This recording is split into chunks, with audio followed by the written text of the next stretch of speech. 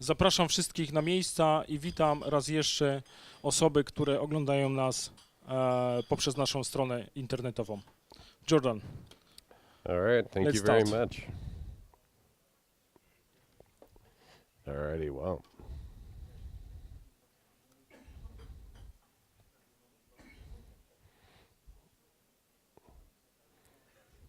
All right, so we'll try and get through this a little bit faster, get ourselves back on time. So we'll try and get through this in about 35 minutes.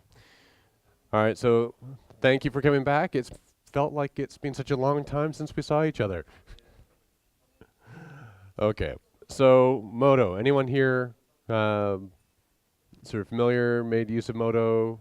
All right, very cool.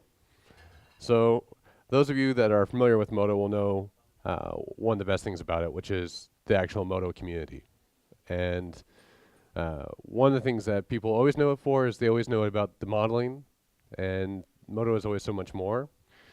And I just wanted to highlight some of the members of the community that have done some exceptional work, so I just took a little peek through the galleries last night and just pulled a couple of examples. So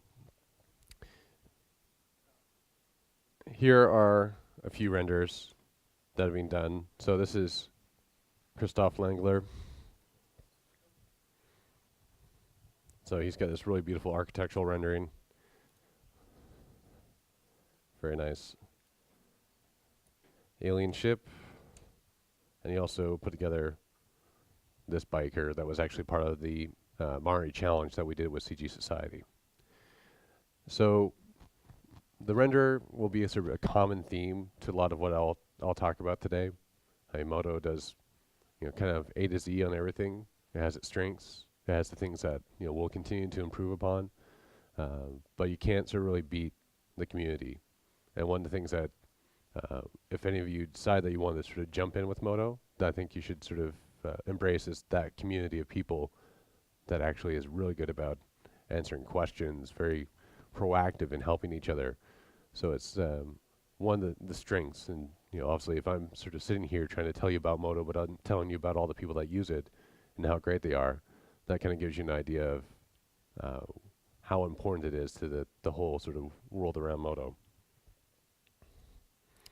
And there's just a lot of people that are very active in terms of pushing the limits, sharing their techniques. And so as a new user, if you want to get up to speed with it, and here's this gentleman only goes by the name of Toast. Don't know what his name is. And this one was Luca. But you can see that the work that people do, and here's one from Thomas. I am very bad with my pronunciation. Sorry. Scott. I know I just was terrible with that one. Thank you. But again, these are people that are just like you, working with the software, doing excellent work. And it's just absolutely exciting for me when I sort of get to take a peek around the forums and the galleries to see all this incredible stuff that people are doing. And you've got a range of people that just do it for their hobby, all the way to the people that are using this in production. So it's a kind of a all-access software. Okay. So those of you who know Modo, some of this stuff is going to be kind of bread and butter, what you do every day. But for those of you that don't use it every day, this is going to give you kind of a bit of the hints at the philosophy that informs how the software is developed. So with Ada1, we brought back something called the card view. And what this is the way of basically being able to, at startup, as you want to sort of get yourself familiar with it, dive into a project that already has nice production assets from basically design, VFX, and games, with guidance on how to basically get up to speed on what tasks are done there. So you can disable that sort of being shown at startup, but I like to keep it there for everybody. Okay, so Modo, nice sort of fresh looking UI. Nice thing is that the UI is very sort of dynamic. It's very customizable. All the parts kind of collapse nicely. So depending on how you've got your setup in terms of your computer, it really adapts to it well. Okay. The setup of the initial layout is done with these tabs. So you've got the modeling view, the quad view, which everybody knows and loves, painting setups, and you can see as I'm flipping through these tabs, it's changing its shape, its form to basically suit the task that's sorted with.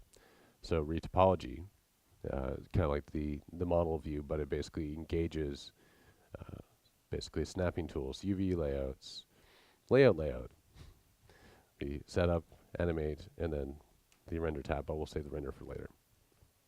Okay, so the whole idea behind Modo is that it's supposed to be a tool that steps out of the way, that lets you basically work on the things that you want to work on, do the tasks that you need to do, and try and minimize the button clicks, the repetitive tasks, the things that basically stop you from doing the best artwork, because that really is what you spend the most time. You know, you basically, you're honing your creativity and you're honing the skills that you have that basically take you from your creativity to the end result. And a lot of the time you spend basically trying to work around tools and things like that. So companies like the Foundry and the Modo team really do sort of engage in the idea of trying to basically make the computer step out of the way of you accomplishing your creativity. All right, so some basic things like just stepping through components and the various selection modes that you want to go through is pretty simple. It's always right in front of your face, right here. All right, so items are kind of basically like if you're in Maya, they're basically your outliner DAG nodes. They're not the shape nodes, they're basically the transforms that sit on top. They're the collections of polygonal shapes, things like that you want to work on. Modo is actually a sub-D modeler at its core, very powerful with all that. Okay, so one thing I'm always going to kind of try and do, just to emphasize a point, is if you look here, I've actually got the renderer up and running all the time. And again, like I was saying about the whole sort of interactivity, working with people like your clients where they don't understand, they can't look at this and figure out how that's going to add up to this. So having that kind of interactivity is kind of right at the core of what some of the real sort of strength of Modo. Having that ability to basically work with people and you yourself making choices. You can actually be modeling and have the render going all the time. You can be painting displacements and have the render going all the time. You always have very quick feedback. And we can do this because Modo, we control both the rendering application, the modeling, the whole engine, the whole basis of it. It's not a plugin, it's not sort of stuck on from the side. It goes right down to the roots of it all. So that in itself is a really huge strength. Okay. So let's come over here and take a look at some of the basic functionality. Now again, this was the set made by a gentleman named Martin Mayer, and like I said, he's in Bratislava, so more likely than not, you are actually going to meet him at some point on one of his trips through. Okay. So when I asked him to make this, what we decided was, okay, let's make something with a bit of character, some patina to it, some nice, sort of character, as it were. But also wanted to keep it pretty, production savvy, pretty lightweight. So one of the things that we have that's very nice is if you look at these posts, they're not actually that dense a set of polygons, but they actually do have a nice warble to them. And instead of actually having to basically sit there and shift polygon by polygon, there's a lot faster ways to do it with Modo. So I'm just going to hit 5, which takes me into the item mode, so I can know that I'm working with this. I'm going to slip back down into polygon mode. And so one of the nice things is that Modo has intelligent selections. So I can select every other polygon, and then basically, if I hit the right key, hit the up arrow, you can step your way through, and so it's going to keep that. So if you have a big surface, and again, I can show you, maybe it's a little bit easier to illustrate. If I come up here and go back into polygon mode, so if I select, let's take that face and that face. And so I can keep on doing that, and I can loop it. So you can basically make selections faster in intelligent patterns that work for you. All right, so let's come back down to look at this one. Now, everybody knows about soft selections, things like that, that have come out from Maya. And we can grow this up, loop it around. Okay, so if we wanted to, we can say that we want to move all this. All right, fine. So move certain sections of them. Fine.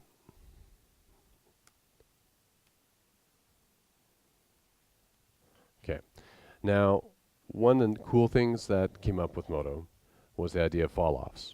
So in this case, I'm just going to do a very basic one. Everybody that's a Moto user in here will know this one, the linear fall-off. Okay, so I can make this move, take the control icon down. If I had butterfingers, or didn't have butterfingers, it would be easier.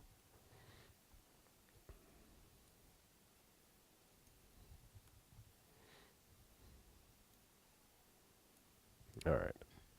So grabbing the right control, I can move this down, and then when I move this across, you can see it moves that way. One of the nice things is that you can start stacking these, and then you can save them out, so you basically can change your action center, your fall-offs, things like that, to create custom tools. So if you want to have your move with a twist and a rotate, you can make that and save that off. Okay, so I can add to this. We want to have a noise. You can see that we start getting a bit more odd. And again, take note of how it's actually keeping up real time here on the modeling side. So that's a global illuminated render. It's obviously had some of the settings optimized. Where this actually is a little bit more obvious is if we come up here and actually just take a look at the right part of the roof. You can see that there's a nice little bit of a warble to this roof.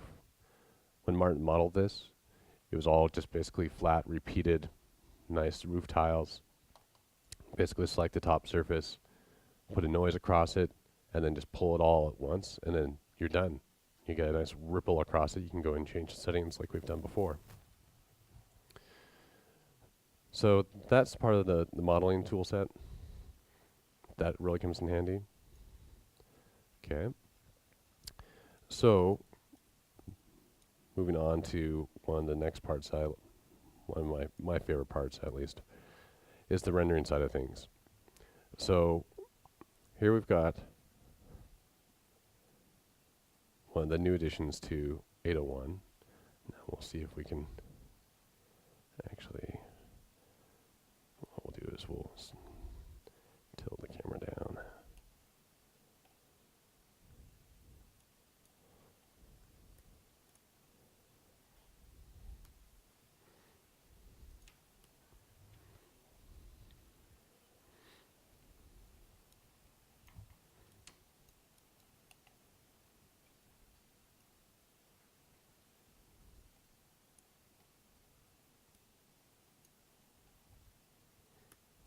There we go.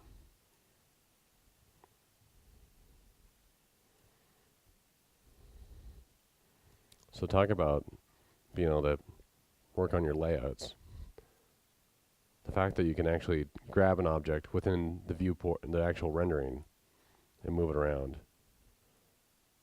has got a lot of implications in terms of how precise can you do your layouts. When the director basically says, okay, I need to see the shadow fall from this in a certain direction to a certain spot, and you need to cheat that position, you can do that quite clearly without having to go through a long sort of cycle of cheat, move, render, hoping that the GL maybe is giving you the right representation, finding out that it's not quite doing the same thing. All right, so we'll put this one back. Another nice aspect is when you come in, right-click on something, it actually gives you the shader stack, which is over here. Now, I'll be honest with you, the first time I looked at Moto, I was like, where's the nodal shading? Where's my hypershade? Does not compute, I don't understand. And then I actually started working with it, and it was actually something that I started to grow in love, because in the same way that Photoshop, because of the layers and the way that you can operate, and you can just throw things one in front of the other, and you can change their modes, and you can pull the pardon me.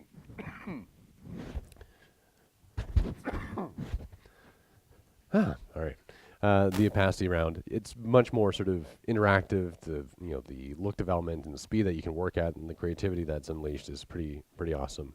So my one hint to you is that if you're going to use it, the nice thing to sort of keep in mind is that if you are organized, you name things clearly, you're structured, like you should just be that way anyways, especially if you're handing things off. But the more you do that for yourself in a tool like this, the better off it is in the long run.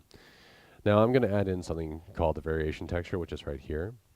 And what I'm doing this for is I want to illustrate one of the nice features of the renderer. Again, everything, like I said, comes back to how do you basically make something or enhance a tool so that you step out of the way of the artist doing the work. How do you make it easy for them? And that came down to the way that they designed the selection patterns, the way that they added the fall-offs, the way that the team built everything up from the ground up to basically, have this workflow that's all about basically letting you do the work that you have to do. Okay, so variation texture, if we actually just take a look at it by itself, we can see it's multiplied on 40%. What it's doing is, I don't know how well this translates on the screen here, but what you're looking at is a list of particle, texture particle, mesh part, and item. Now, what it's basically saying is that what is the input that you're using? So a mesh part is basically taking the parts of the polygonal cage. In this case, it's these planks, and it's assigning them an ID. And then basically in this graph here,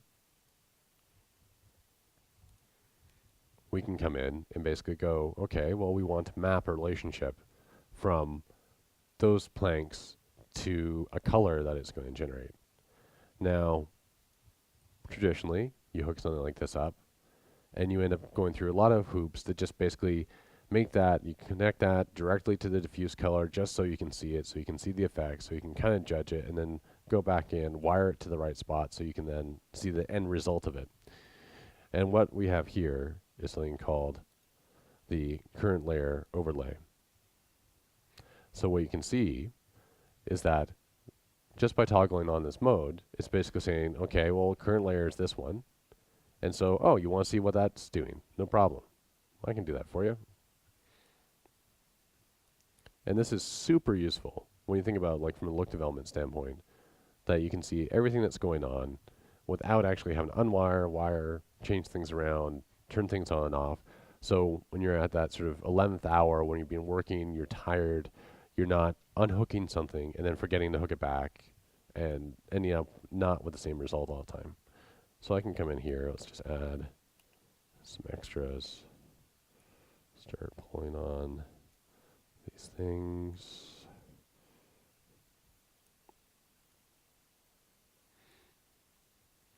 Let's actually subtract, so we can kind of come in and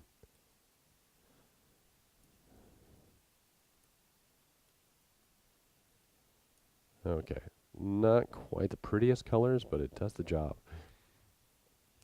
Okay, so I've decided that that's the kind of pattern that I want. I can turn off the current layer overlay, and you can start to see, okay, I have my green influence where there, yellows, oranges, reds. So instead of actually having to come in here and say that I need this at 100% and that I want it to be a normal mode, doing all that work, I can actually leave it in the way that I know I need to apply it. And when the director goes, yeah, that one looks a little greenish, you can say, no problem. Let's go back in there, pop this open, and say, well, where do you want that green to fall? Let's make it over here.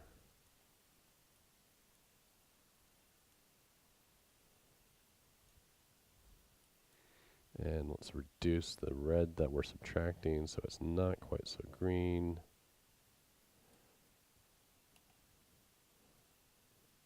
maybe pull that down a bit. And again, you just turn off the current layer overlay, and you're back in business. So all along the way is you have all that kind of access. So that's pretty cool. All right, so another nice one is the occlusion texture. So if we turn off the current layer overlay, or the variation texture, and turn this on. So everybody uses occlusion in everything that they do. But what's cool is that Modo actually has it as a render texture. So it's actually doing all the ray tracing on the fly. Pardon me.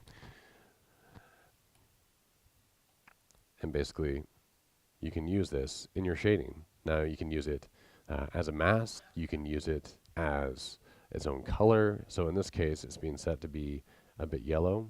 So let's just turn it on so we can see what's going on. Select the right texture, make sure. There we go. Okay, so not only does it have, so your standard fall off and distance and things like that, you have the ability to come in and say that you want to focus on the concavity. You can do the reflection occlusion angle. You can do things like the downslope. So you've got like a really nice refined set of tools in terms of how you can use this. And so not only is it just like your standard, okay, I'm going to use this as a pass in my compositing to do some of my lighting work, you've got it set up so you can actually use it this way. And what it was set up by Martin to do in this case was actually add that little sort of roughed up edges where people will have basically over time, things have been knocked against the corners and things like that, so it's just taken an edge off.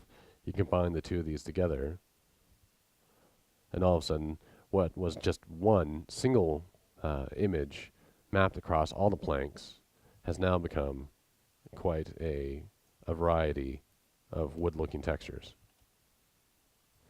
And there's all manner of techniques that you can get into that also get, go deeper into the rendering technologies. So there's not only just that way to do it. Okay, so let's say you've got all this done. You've got the illumination set up.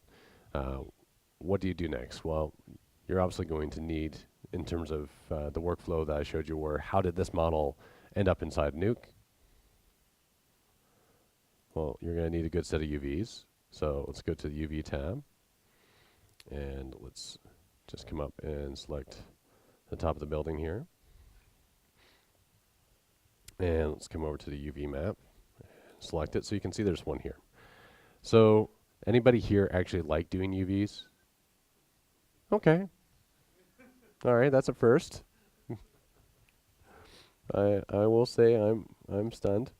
All right, so this tool may not be for you then. No. All right, well then there you go.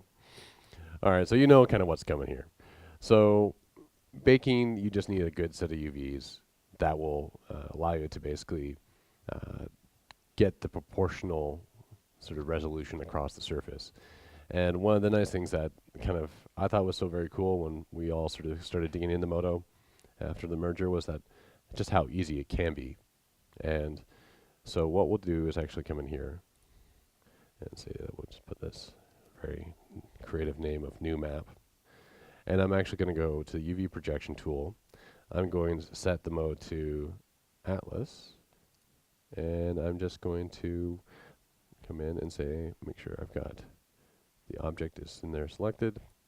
Bam, click, done. So obviously if you're doing a character, there's other tools, there's more precision that you have to get into, but you actually have a lot of flexibility that way. And as you'll notice here, we've now got UDIM support in 801, so you can actually do all your Mari-based layouts. Martin's got a very nice video up that shows a workflow where basically you could take this whole set, scale it up to the full size of the UDIM that you want. Mari will cut it up and use it the way it needs to be done. So there's a nice sort of parity between Modo and Mari happening right now. Okay, so we're down to about 10 minutes, so I want to actually kind of jump into a couple other files and show a couple other things off. But for baking wise, you basically have the map, the object selected, and then you can basically say bake from object to render outputs. And those render outputs are up here. And kind of like you have in some other packages, but in this case, you can define whole sets of your AOVs very quickly. You can actually add masks. You can do everything you need to. So it's actually quite quick in terms of actually getting things set up to render off and pass off to Nuke or somewhere else. Okay, so let's start talking about some of the new stuff. Okay, so let's do the dynamic replicators. So if you guys haven't heard of replicators, what they are is basically a supercharged instance system within Modo that's tied, not only is it instanced, but it's also tied to, essentially, it's almost like a render proxy. So in this case, we have a whole lot of rocks. And if I zoom out, we can see all this. So pretty large set. And if I actually come in and hit F8, brings up the preview render, we can see that it's actually going through those pretty quick. And the beautiful thing is that because basically everything's being calculated based on the bounding box, and these again are being sort of dynamically affected. So you've got the benefit of instances, you have the benefit of the dynamics, and basically the two of them together are adding up quite nicely to keeping something quite lightweight. And those of you who like nodes, we now have nodes. We always had nodes, they were just kind of hidden. So with 801, we've expanded on the schematic that was introduced in 701, and we'll just quickly run and cache this real quick.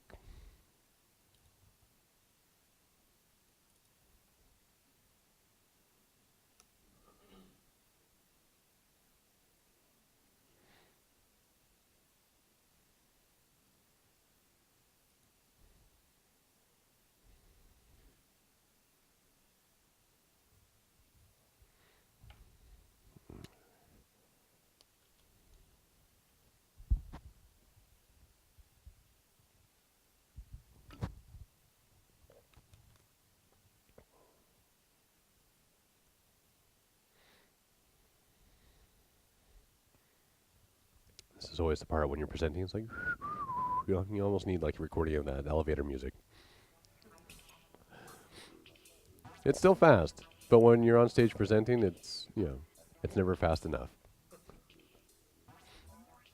But if I could only wave my magic wand and make it all.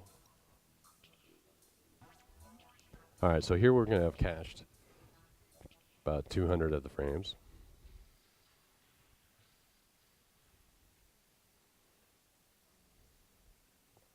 Alright, so at that point we can now scrub through this. And again, what I want to do is illustrate how things are tied together at the core, and how, because of that, I can very quickly just scrub through my animation and see it updating very quickly.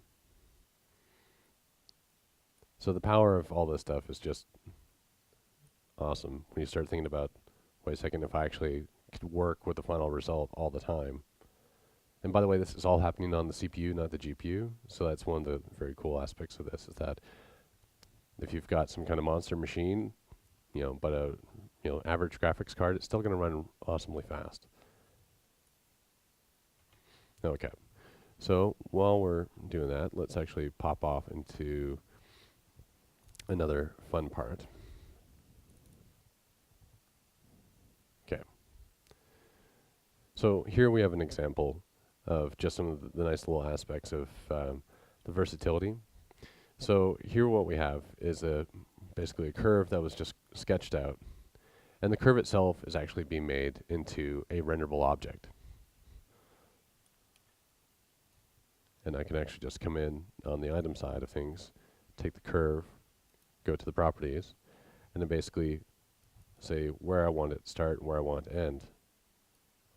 And again, the Modo render kind of kicks in quite quickly. And so we can actually come in and let's set up a little bit of an animation. So we'll say curve starts at 0 at frame 0. And I want to, let's only do about 50 frames.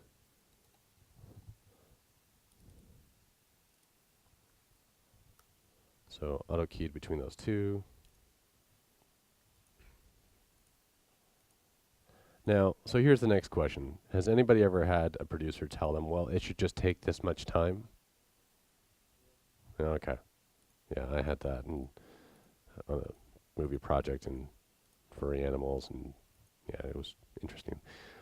But one thing that I do love is that with the preview render, I can tell it that actually what we have is, let's give it 2 minutes. We can chat while it's going. Okay. And we'll just come to my desktop. Make a new folder real quick.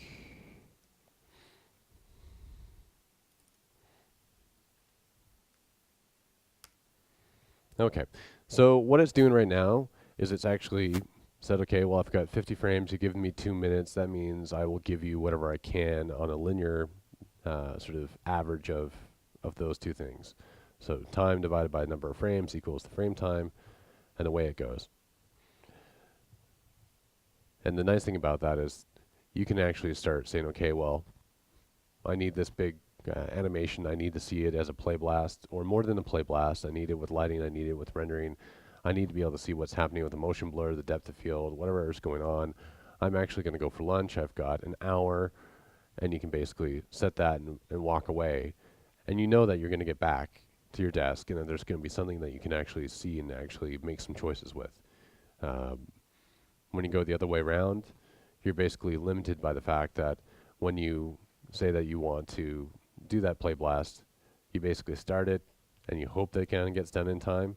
So there's other people that have this. Maxwell's had this for a bit, but sort of the combination of how it's woven right into Modo makes it quite convenient. It has a lot of uses for anybody that sort of needs to have that constraint to time. And we're almost through all this.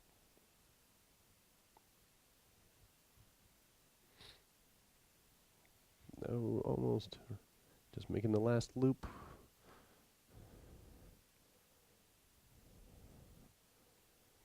Almost there. All right, so any questions while we're waiting for that last couple of frames to render? No? Okay. Yeah. No, it's actually all three. It's Linux, Windows, and Mac. So, okay, so the preview is complete.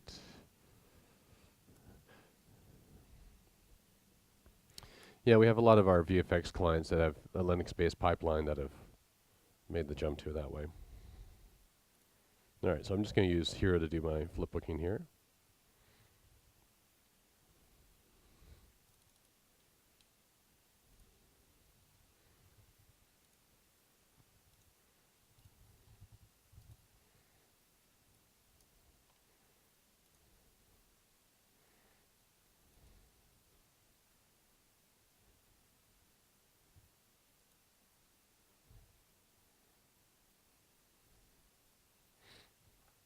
So there we go.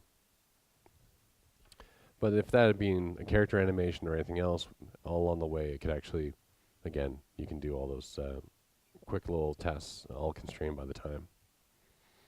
Alrighty, let's move on to some of the fun stuff. Okay, so what I want to spend the rest of my time with you today is looking at the nodal shading.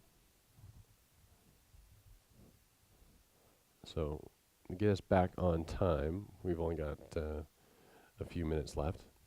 So what I want to do is quickly just show you how have we implemented nodal shading. Because remember I said at the beginning, I was like, hey, where are my nodes? I need a hypershade. I need something like it. And what happened was in all the discussions of what would actually be the right way to do it, what people came up with was the fact that we needed, obviously, that kind of nice interaction, but we didn't want to give up on the shader stack because there's a simplicity and a grace in using this. And in this case, what you can see is that we have a statue that is underneath water, and basically there's a moss element. So let's actually kind of break this down into separate elements. So we've got the normal statue color, we've got the moss color, and the simple idea is how do you basically dynamically let the scene basically place where those two elements come in. Okay. Well, underneath the shader inputs, it's hard for you guys probably to see on that screen, but I'll just quickly read them off. You've got the illuminate, the ray type, the ray cast, basic shader inputs, particle samples, sample position, sample rays, surface normals, and texture value. So you can do a lot of cool things with that. And this is just a case of, in this one, using the ray type and using refraction. So basically, there are no refraction rays happening up here. So by controlling the mask of the blend between those two colors using the refraction type, and if I actually come in and take the statue and move it up or down,